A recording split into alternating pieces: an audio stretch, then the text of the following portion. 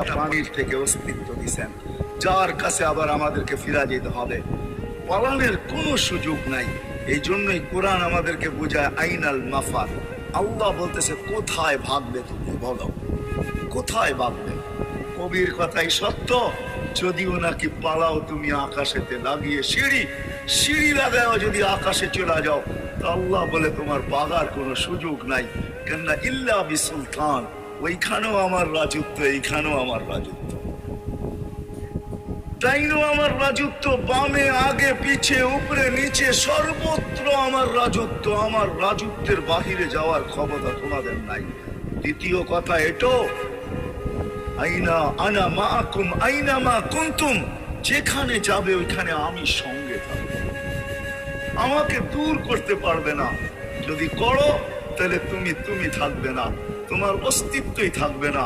কেন আমাদের